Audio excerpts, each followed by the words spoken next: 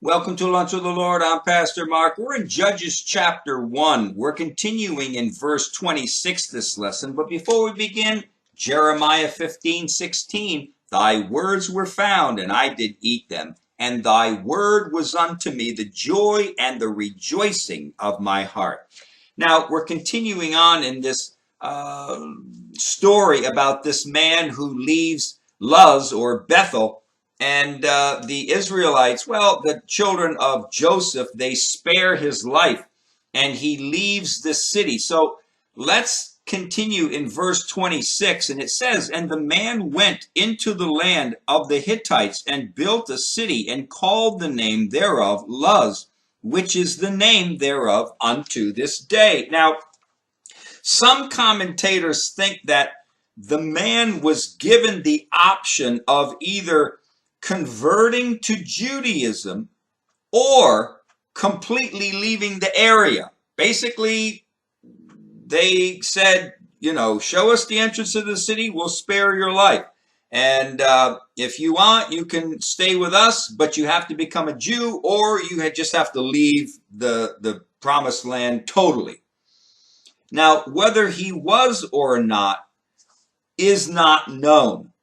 But it seems that because he named the city which he built Luz, that probably he had no intention of becoming a Jew, but that he was attached to this city and to its history. So he probably is from the city of Luz or Bethel, and he goes and he builds another city, and because of his love and attachment for that city and his life there, he names it Luz. Now, there are many people who just will not come to Christ because of family ties or because of their position or the people that they know where they live. This man had the option to become a Jew and to become a part of, I don't want to say the family of God, but at least a worshiper of God. But he refused it. Why? Because he had an attachment to his city and the heritage of the history of his city. Jesus would be seen as an interference to their regular lifestyle. And many people won't come to Christ today for the same reason. They're attached to the things, their family history. They're attached to something here on this earth, and they don't want Christ because he's going to interfere with it. Did the man come out of the city alone, or was he with his family? If he was alone, then he was allowed to go back into the city to get his family. It is not known where this city of Luz is that he built. Again, it's not known where that city is, but it's believed to be up north where the Hittites lived before you get to the Euphrates River. So if you look on a map, a Bible map, and you find where the Euphrates River is, it's somewhere a little bit south or southwest of the Euphrates River, up close there. It's believed that that's where he went and built the city, but the exact location is not known. One thought that I had was that maybe he named it Luz out of guilt for all the deaths that he caused. If he was allowed to return to the city to get his family, then he could have at least warned the people what was coming. Maybe he thought it was a lost cause and decided to save his own neck. Again, we don't know what happened, but this man and his family leave, and he goes. He's probably from the city, and in a sense, he kind of betrays his own people. But he probably sees the army of Manasseh and Ephraim there, and he realizes this is a lost cause. And probably, maybe out of guilt, he goes and he builds the city, and he names it Luz. because he feels guilty of what he did to all those people in that city. Again, nothing's nothing's certain, nothing's for sure. Verse 27 through 36. I'm not going to read every verse of Scripture, but in these verses we have 6 more tribes that did not, what does it say? They did not drive out the Canaanites. Failure seemed to be a virus that all the tribes had caught. In these verses, let's look at some important parts and get a better understanding of what's in these verses of Scripture. Verse 27, let's read verse 27. And it says here, neither did Manasseh drive out the inhabitants of Bethshean and her towns, nor Taanach and her towns, nor the inhabitants of Dor and her towns, nor the inhabitants of Ithlium and her towns, nor the inhabitants of Megiddo and her towns, but the Canaanites would dwell in that land. Now, it says here Bethshean. It names the city of Bethshean. Now, Bethshean was the town where King Saul and Jonathan were taken, and they were nailed by the Philistines after the battle of Gilboa, when they got killed. The very last battle where the Philistines come, they kill King Saul and his sons, and they take their sons, King Saul and his sons, and they nail him up against, I don't know if it was a tree or a wall or whatever it was, but they took their bodies, and it was at Bethshean where this took place. Now, verse 32 and verse 33 says, but the Asherites dwelt among the Canaanites, the inhabitants of the land, for they did not drive them out. Neither did Naphtali drive out the inhabitants of Bethshemesh, nor the inhabitants of Bethanath, but he dwelt among the Canaanites, the inhabitants of the land. Nevertheless, the inhabitants of Bethshemesh and of Bethanath became tributaries unto them. Now, the Bible states that both Asher and Naphtali, they dwelt among the Canaanites. They dwelt among the Canaanites. Of the other tribes, it says that the Canaanites dwelt among them in their cities. You know, it is a sad day when a Christian decides to dwell among the godless world system. Yeah, it says here, these two, Asher and Naphtali, they decided to dwell among the Canaanites. But the other tribes that are mentioned in these verses of Scripture, it says that the Canaanites dwelt among them. There's a different way of seeing this thing here.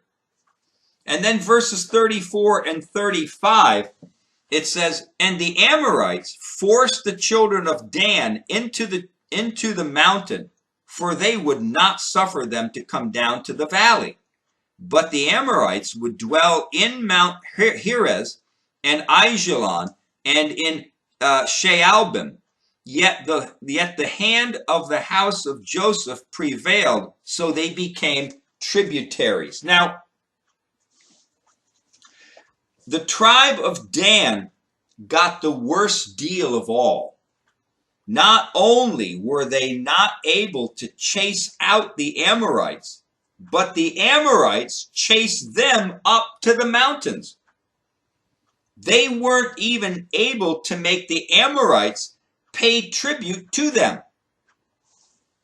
It was probably because of this failure that a portion of the Danites decided to leave their original portion of the promised land and go up north, where there was more land for them to grow and to expand in.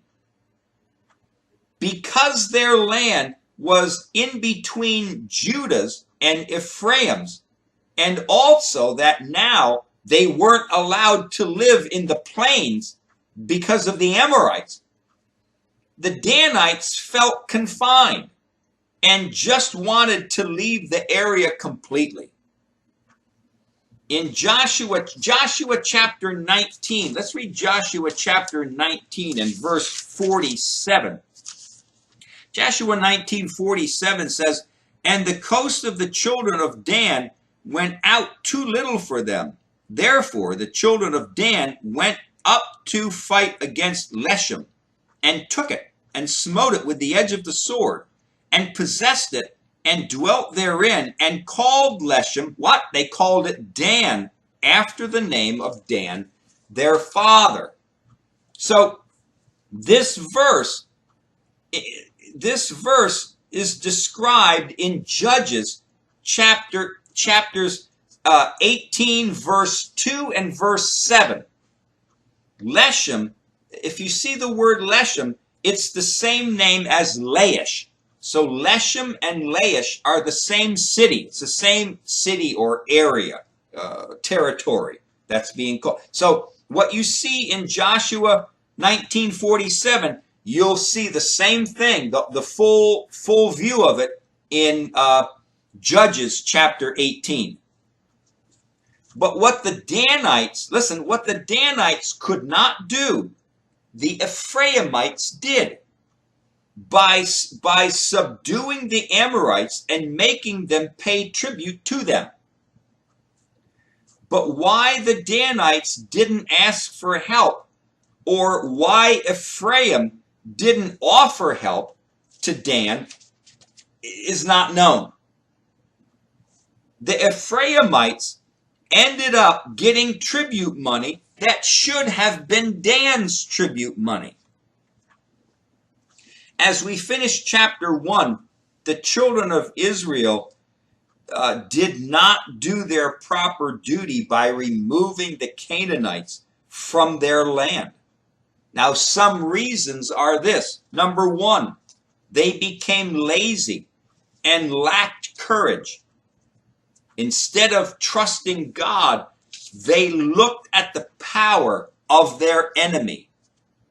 Number two, they may have seen an opportunity to make money off of the Canaanites, and make them do work for them. So why bother chasing them out of our land? We can use them. We can make money. We can make them pay tribute, make them pay taxes, right?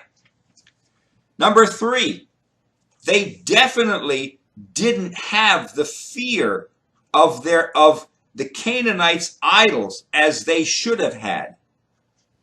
Even though God said that their sins, the Canaanite sins, was full, they couldn't wage war with them, but they actually pitied them.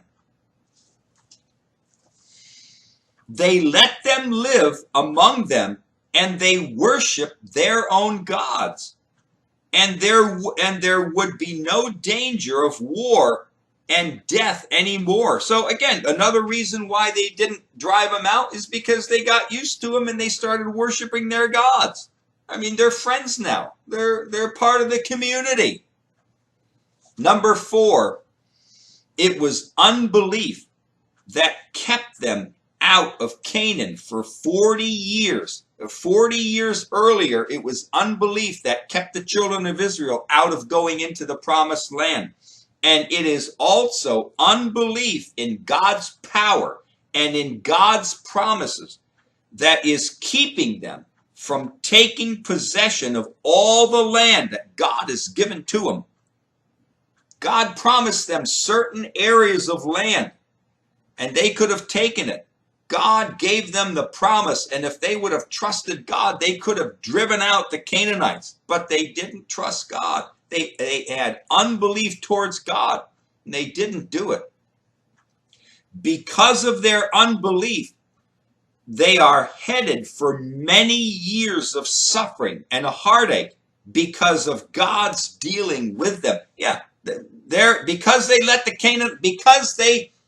Canaanites dwell with them, and also because some of the tribes decided to dwell with the Canaanites. Oh, there's trouble ahead. Many years of heartache. And this is what happens to the Christian's life. Christian decides, I'm not going to fight the world anymore. I'll just kind of live in here and amongst the world. You're headed for heartache, spiritual heartache. This is why your prayer life is weak. This is why your reading your Bible and studying life is weak. Because you got your fingers in the world. You've decided to live in this world and to be a part of it, be attached to it. You've decided you're going to be friends with the world and not be a problem to anybody. No. You're headed for a heartache. And that's exactly what we see here in these verses of Scripture. This is what Israel did. They decided to not chase them out for whatever reason, whatever reason you want to give. They decided to not chase out the Canaanites and to take full possession of their land, which is what God said, God promised. God would have given them the power and God would have given them the victory to do it, but they didn't do it. All right, we're going to continue on in chapter 2, verses 1 and 2, next lesson. But until then, walk with the Lord. I know he walks with you.